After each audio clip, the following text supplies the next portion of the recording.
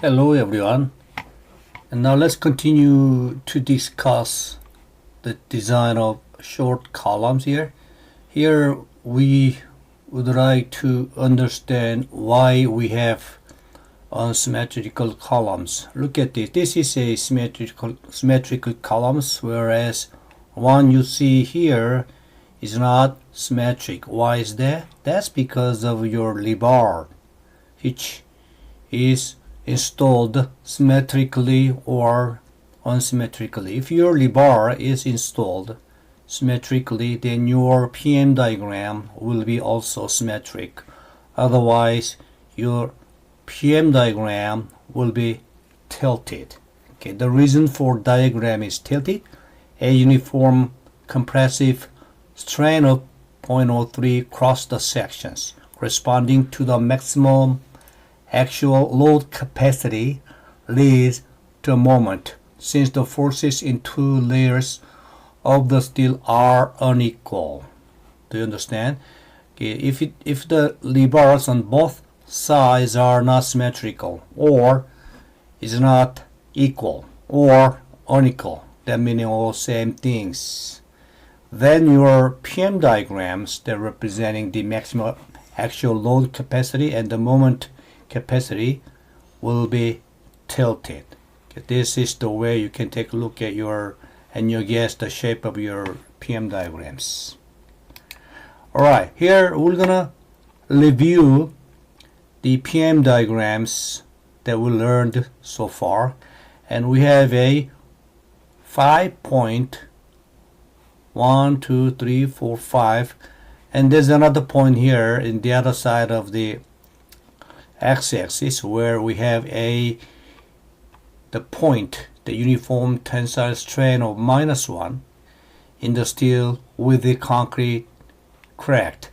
So when you have a strains which is tensile, then your concrete is very weak, vulnerable with the tensile strength in the section. So when you have a minus epsilon y where you have a tensile section on the columns, then your column will be immediately cracked. And this point indicates that point. And this is the other way. We have a concrete section. Entire concrete section corresponds to 0.03 pure actual force. Here we have a uniform tensile strain of minus epsilon y in the steel, so that concrete section will crack. So we will never see this point in PM diagram that we use for design practice.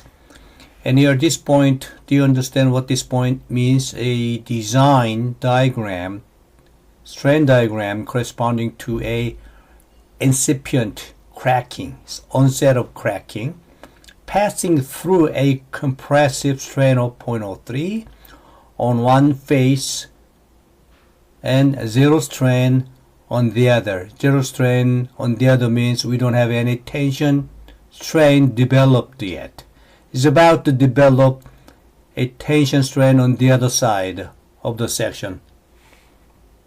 Okay, again, this point will represent this point where you have a 0.03 of concrete strain, where you have zero tension on the other side of the section. So you mean on the other means the other side of the section right here, which indicates tensile side of the columns. And here again we have a 0.03 which don't change it, but in this size of tension will reach a epsilon y, which is yielding strain for the bar. If you remember, the balanced strain distribution and limiting compression control the strain distributions, both of which have compressive strain of 0.03 on one face and a tensile strain of epsilon y at the centroid of the tensile steel, which means that the tension steel at the end of the section of the column will reach epsilon y. Okay, so here if we have here the bar here, here we have rebars, for example, and this will reach strain. This one is epsilon y. Okay, so you're having a, okay, let me plot this way. You're having a epsilon y for rebar tension, and then you go epsilon c for concrete. So this value don't change at all. Okay, so this is what that happened here, right here, and here is where we have a tensile strength of 0.05, if you remember. Okay, so limiting tension controlled strain distribution having a compressive strain again 0.03, don't change it on one face, and tensile strain reaches 0.05, and the reinforcement layer nearest to the tensile force. Okay, and here at this point we don't have any axial load. This is what we learned to construct a PM diagrams. Now let's go and wrap up some of the factors, important things about design of short columns. And here we have three cases of columns where we have a different rebar layers. If you take a look at, let's assume that we have used a rebars which is similar in all cases, three cases where we have just two curtains of rebar layers. That means we can go further here, right? You can go further here. And we have a four-sided of rebar, and we have a circular rebars. If we go further in this side, okay, we can go further in this side, or many rebars in this side, because we have only two sides, so that we have a better moment resisting capacity for this case, like this. Okay, this is very good. So let's say this is M1, and say this is M2. Moment capacity, this is M2, and this is moment capacity, this is M3. So the M1, M2, M3, they are having a proper or appropriate eccentricity ratio to apply. If you have two layers of rebars, they can be more effective in resisting moment for big eccentricities. Here, eccentricity, E over H can be 20%. What is E? Eccentricity, if you remember, eccentricity. Okay, this is its eccentricity, this is its eccentricity, and this is H. So H, E over H ratio is the ratio that how effectively can you resist moment. So if this is 0.2, which means that this is 20% of entire depth of the columns. Okay, this ratio is good to know how big it is or how small it is when you design your columns. So here, when you have two layers of rebars, so you can distribute rebars as far as horizontally, because you have only two layers, then this column is good for a large eccentricities over 20%. Whereas you have here the circular thing. Circular, we have rebars here, rebars here is very limited. You can't go that far because you have to go back, right? So your rebars is concentrated. I should say concentrate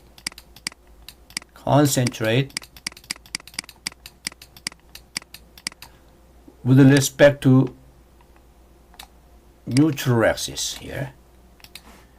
Concentrate with respect to neutral axis. So that means that your circle column is not very effective to resist a loading with a big, large eccentricity. So your eccentricity ratio is very limited, less than 10%. And if you have a four-sided rebar ratio, then your column will provide a considerable good eccentricity ratio. So I will say that this eccentricity ratio, that this column with the four layers can be between these two cases. So that it's going to be between this and this, which is around 20% or less. Okay, so your eccentricity ratio represents how effectively you can resist moments. It depends on how you lay out your rebars. Okay, so you're laying out rebar with respect to neutral axis, and you are concentrating your rebar with respect to neutral axis, then your eccentricity ratio that your column can resist is very limited. Otherwise, you have to distribute your rebar as far as from the neutral axis, right? So that you can have a better capacity to resist your eccentricity ratio right here. Do you understand what I'm saying? Okay, so that for seismic areas, you need a big eccentricity ratio for columns. Okay, so here for seismic design, you may need a rebars in four faces to be able to resist the moment about both axes, x and y axis. Because you must use this for seismic actions, but in two phases it's not very useful. Even if you can increase the depth of perpendicular to the axis by using a rectangular columns, that means even if you can locate your rebar from the neutral axis as far as from the neutral axis to get a good eccentricity ratio, but this column it's not going to be well used for seismic area because this moment it's not going to be very good at two axes. It's good about one axis. So this column is not adapted for seismic designs. And here, whereas we have a spiral columns, the phi factor is 0.7 and 65.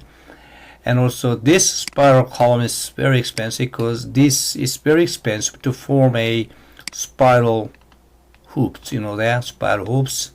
This is expensive, so that these ties are expensive. But there's a lot of architects love to use a spiral columns or circular columns because they're looking good in some cases for the aesthetic point of the design. What is aesthetic? Okay, aesthetic means 신미한적인, 미적인. So the architect love the circular column for aesthetic reasons, but this is expensive, as you know. And do you understand how we can use and install rebars for these three cases? Okay. 그러니까 여기에 있는 경우는요.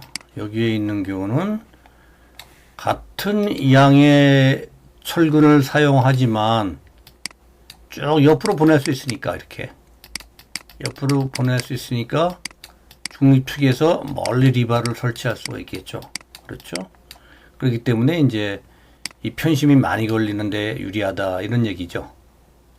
이렇게 근데 이제 4개를 쓰면은 내면에 보내면은 중립축에서 이렇게 멀리 보낼 수는 없지만은 두 방향의 모멘트를 우리가 견딜 수 있죠. 어쨌든 간에 중립축에서 멀리 보낼 수가 없기 때문에 이제 이런 경우에는 이제 또 이센트리시티 편심이 좀 제한되죠.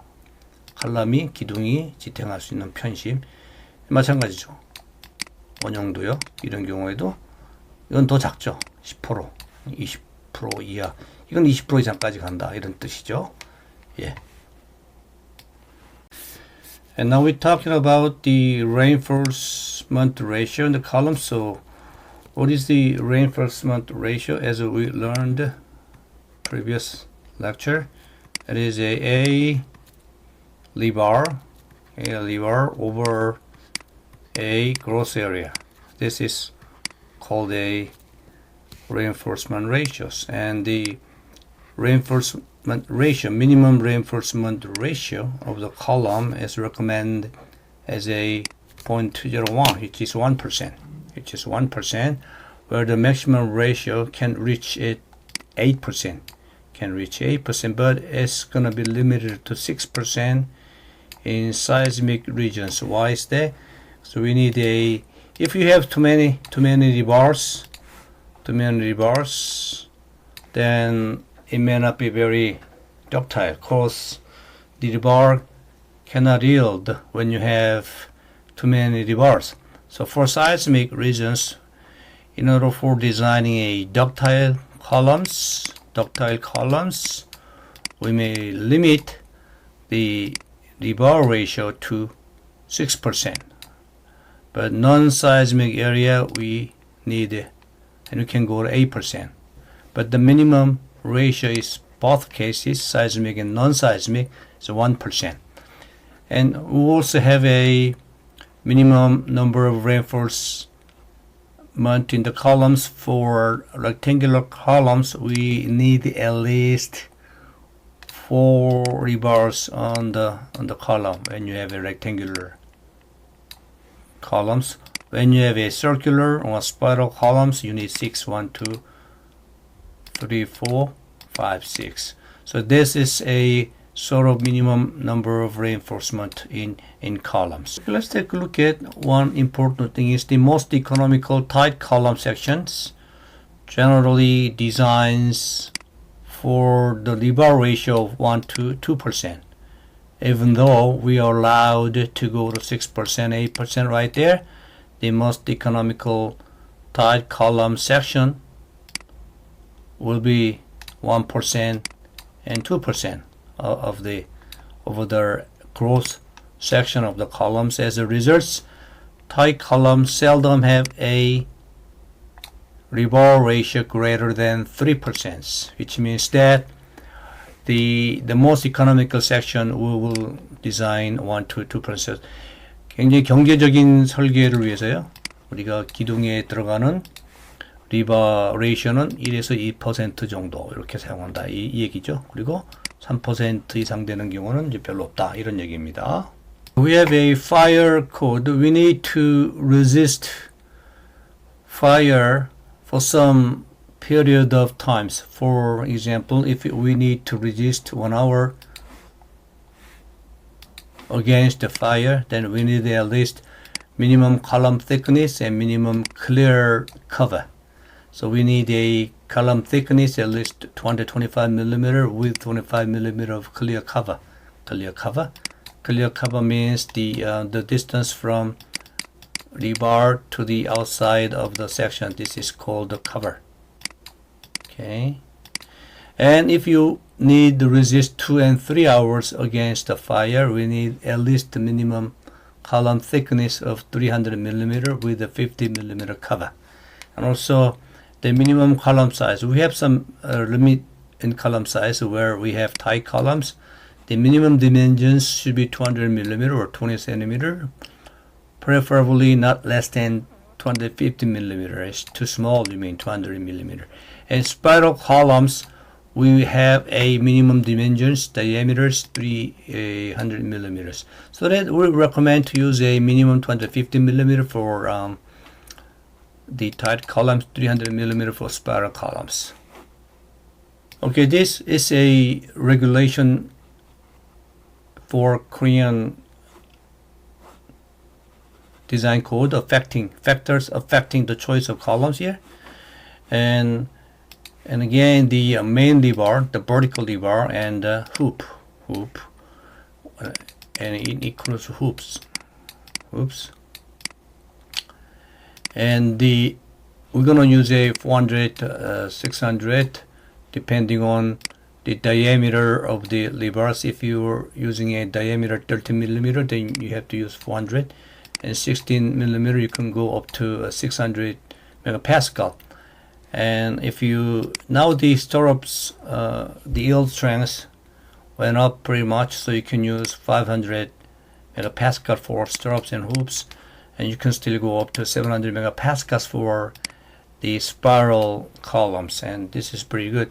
So that it's good to use a higher strength for strength designs, and this is our same for Koreans and ACI American code 0.01 and 0.08. The maximum rebar ratio is small. I mean the minimum rebar ratios, and if we have a splices, then the maximum rebar ratio cannot go over 4%. But in any case, as we explained, this is what we recommend, right? 1 to 2%. Okay, and also the number of rebars that we use in rectangulars 4, and the spirals 8, and if you are using a triangle hoops, then 3. Triangle hoops is 3 that we can see 1 here, 1 here, 1 here. Right? If we have a columns, we can use a spiral, something like that. 1 here, 1 here, 1 here. But I never seen this column, so I don't know. This is not very usual, but this is usual. This is common. Okay. This is a PM diagrams that design code provides properties of interaction diagrams for RC columns. RC columns here.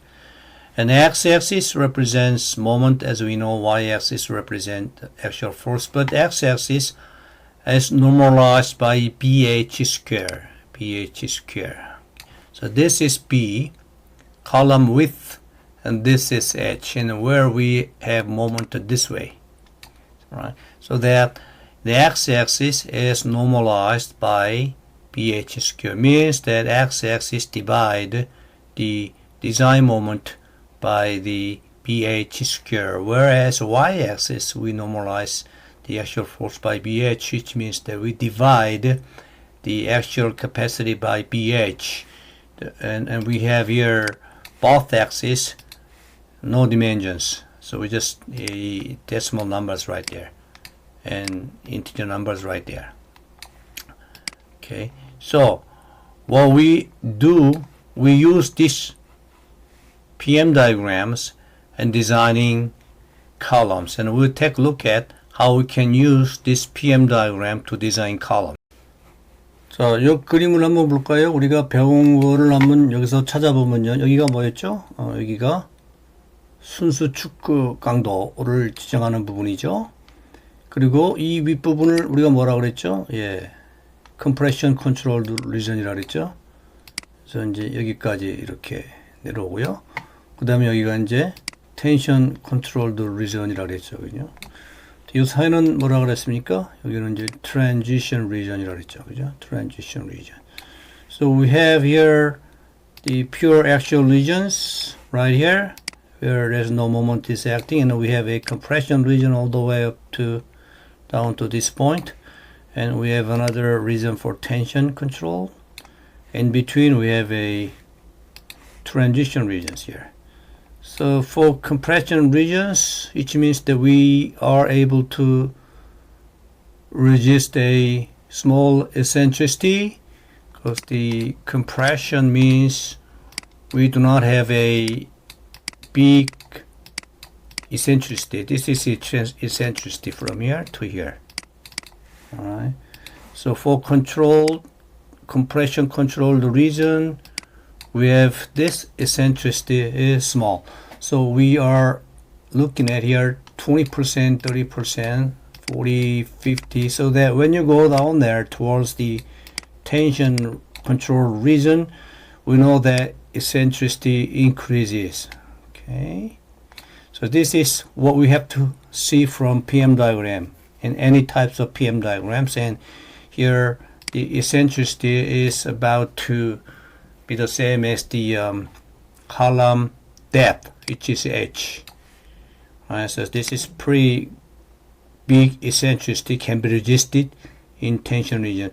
This is easy to understand. If you have very big eccentricity, E, and your actual load, then you are having a very big moments. So you turn your columns over. Alright. So very big moment with a very big eccentricity will turn your columns over, so that you need a tensile strength occurs right there. And this is compression, which is 0.003, and you have a tensile strength right there. So let me just draw a big section here. So you have a big moment with a big eccentricities, then you will have a big strain, and this epsilon c, which is 0.003, and this is epsilon s. Epsilon s can be equal to and bigger than 0.005 and more. So that is why we call this a tensile control regions. 자, 그래서 우리가 여기를 텐션 컨트롤 리전이라고 부르는 거예요. 그렇죠? 왜냐하면 여기는 지금 편심, 굉장히 큰 편심이 작용하는 지점이죠. 얘처럼. 그렇죠? 그래서 이 편심이 이 중립축에서, 기둥 중심에서 이 편심이 굉장히 크죠. 이렇게.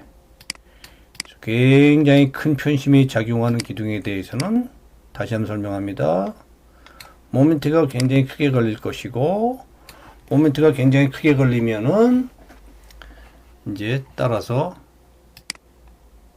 텐션이 지배하는 영역의 설계가 돼야 되겠죠. 반면에 이제 일로 올라와 버리면은 이제 편심이 점점 작아지죠.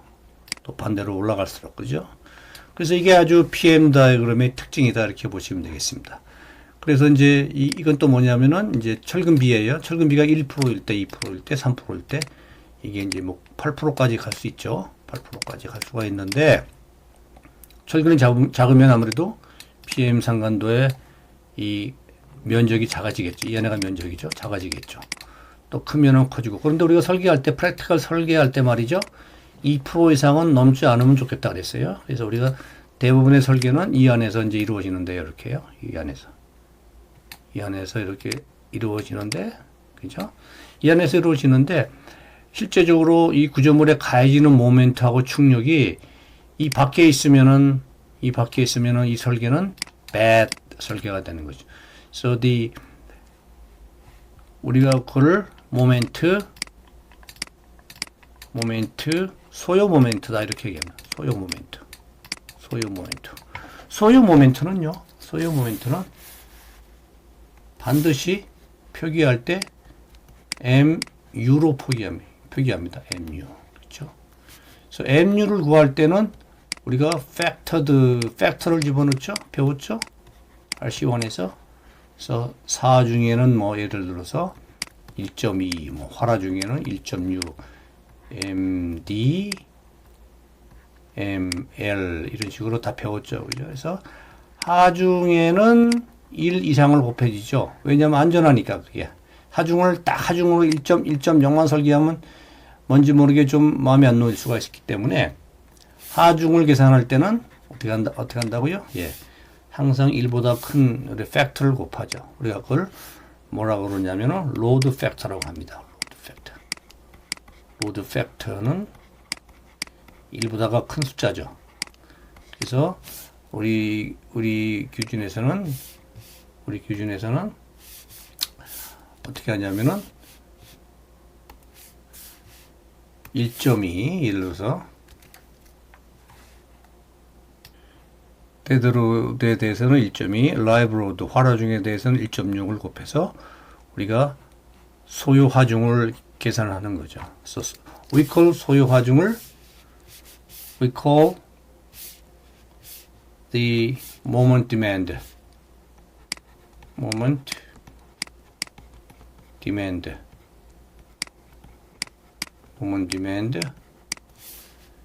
So moment demand also is called a factored moment. Factored moment. I guess we all learn from RC1 very well. RC1. Okay. So we call moment demand or factored moment. So factored moment includes a load factor which is greater than 1. Why? Make sure that we are having a safe design.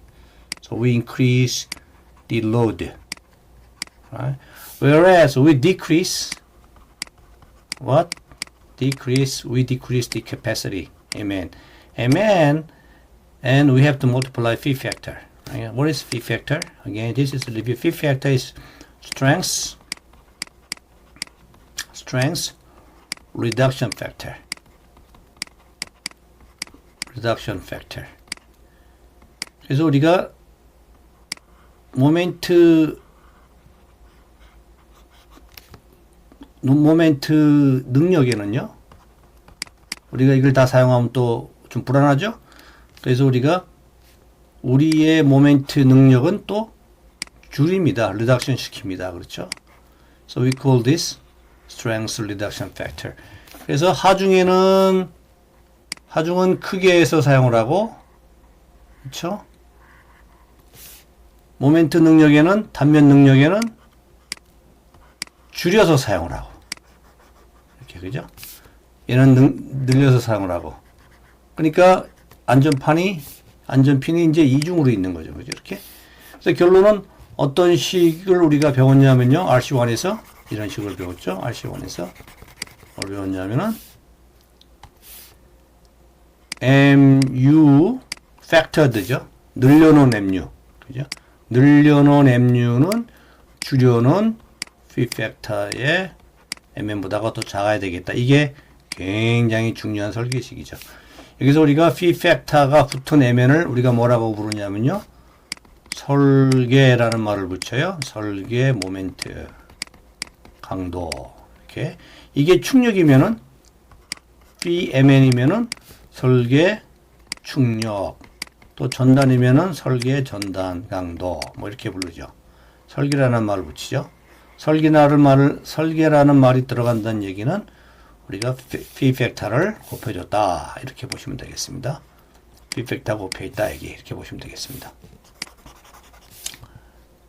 phi factor가 곱해있다. 이렇게. 만일에 phi factor가 없는 경우는 뭐죠? 우리가 phi factor가 없는 MN은 뭐라고 부릅니까? 그렇죠. 공칭이란 말을 붙이죠. 설계가 아니고 공칭 모멘트. 공칭이라면 이제 일반적으로 just 모멘트 강도란 얘기죠. 아무것도 안 붙었다 그런 얘기입니다. 공칭이란 말은 공칭 충력 이렇게 또 말할 수 있고요. 공칭 전단력 강도 이렇게도 말할 수 있죠. 그래서 설계할 때는 우리는 공칭을 쓰지 않는다. 설계할 땐 뭘 쓴다고요? 설계 모멘트 강도를 쓴다. 설계 모멘트 강도는 P가 붙어 있는 거다. 자, 절대 잊어서는 안 되겠습니다. 절대 잊어서는 안 되겠습니다. 한번 복습을 해봤고요. 굉장히 중요한 개념이기 때문에요. 다시 또 기둥 PM 상관도로 돌아가서 정리를 한번 해보겠습니다. 그래서 우리가 문제에서 주어지는 이제 하중을 구하죠. 하중은 이제 두 가지로 나오죠. 충력과 모멘트. 이 충력과 모멘트로부터 우리가 MU를 구하죠. We calculate factored moment and factored axial force so that we know these two values, and these two values must be located inside of the PM diagram that we are looking at, right? So if the MU and PU is here, then we have to use this PM diagram for design. This PM diagram for design. Okay. So if your MU and PU is here, then we have to use this PM diagram for design. So this PM diagrams will help you design RC columns against MU and PU. MU and PU is again the moment demand and actual force demand, or factor the moment and factor the actual force. Do you understand? So make sure that one more time. MU PU is less than VMN VPN. So here we say nominal, and we multiply V factor to make nominal to design moment and design actual. And MU and PU, it's called a factor the moment, factor the actual force. Don't forget this. I may ask you this definition in exam. Definition. Okay. You get this question right if I give you one in the exams.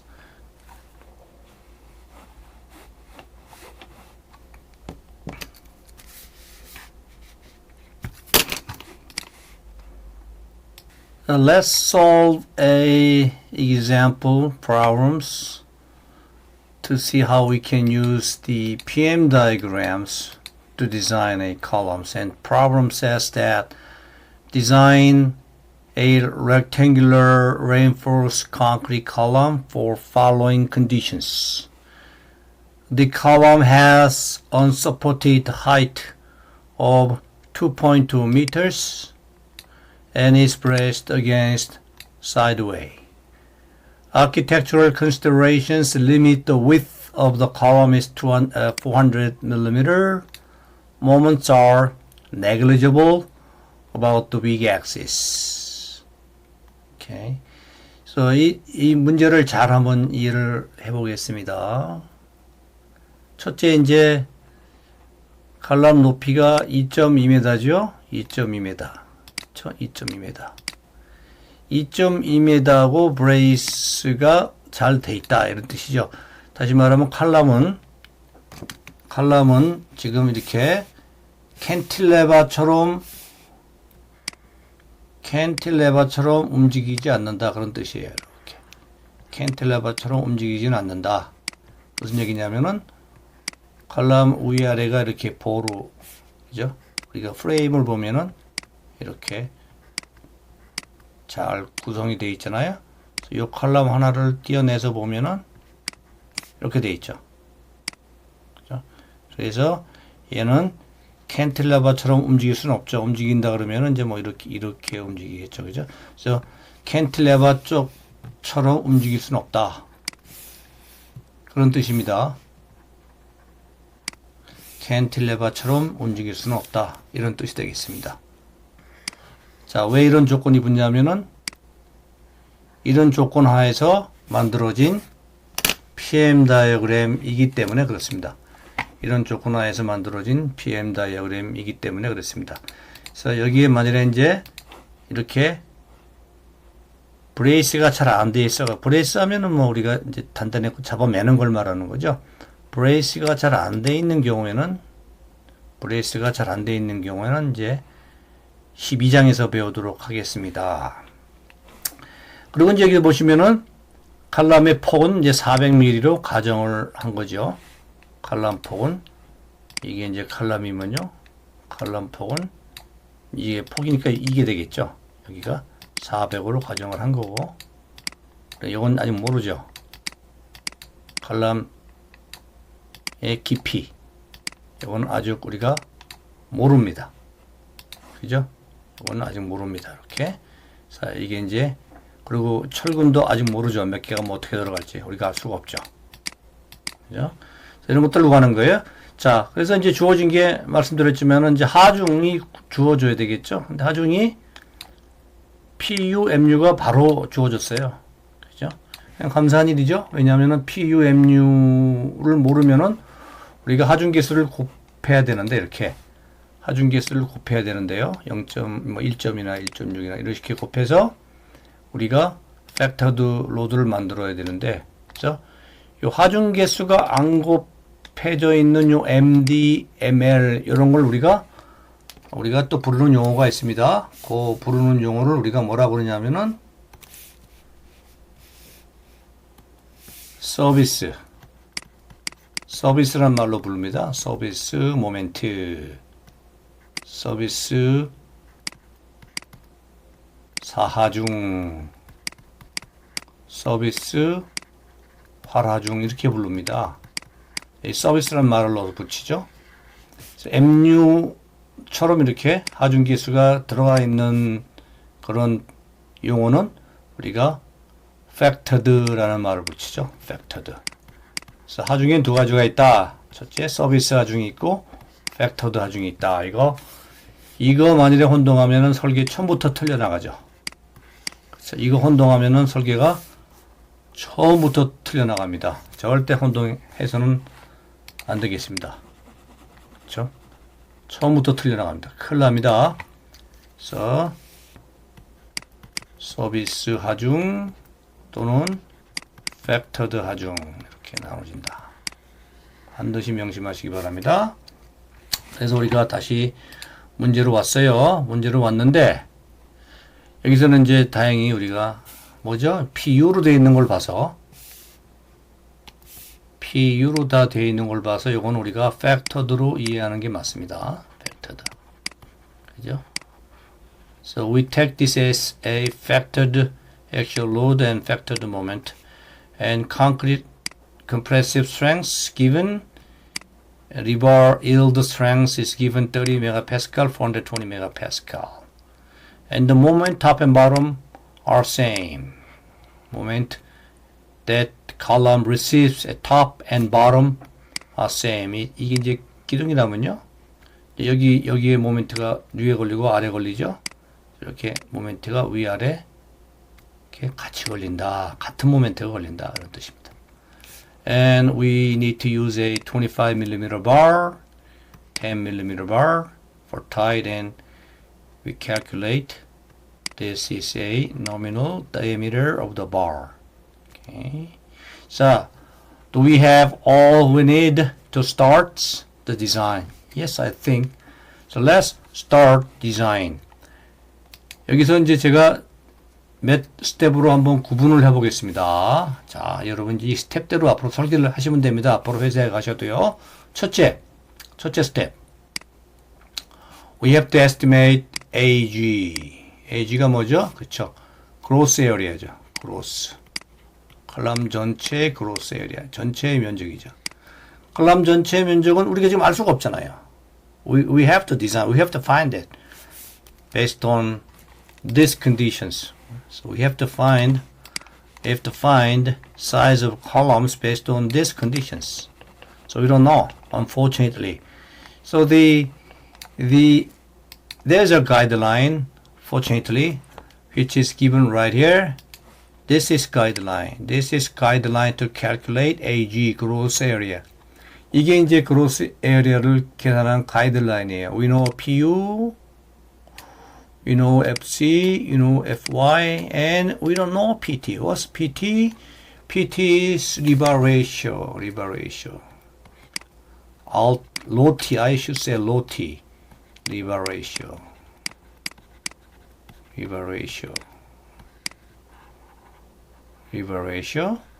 So rebar ratio is not unknown, isn't it? We don't know that. But we have a clue. Idea. Clue is idea.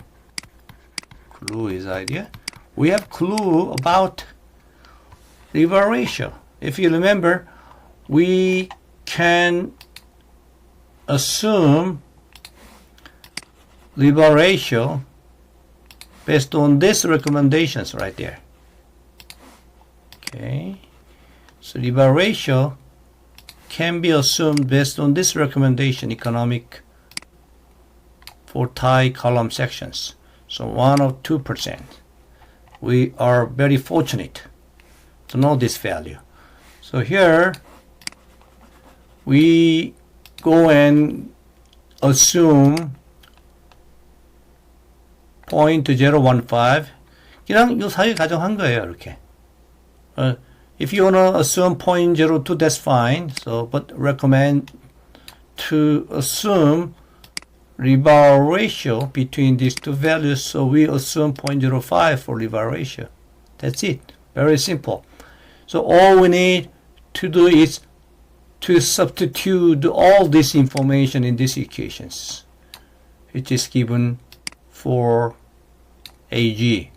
So PU is given, right? PU is given this, the problem conditions, and 0.4, and FC was given 30, and FY is given 420, and low T was assumed to be 0.05, and FY is 420, and this is a FC. So FC, FY, low T, and we got everything.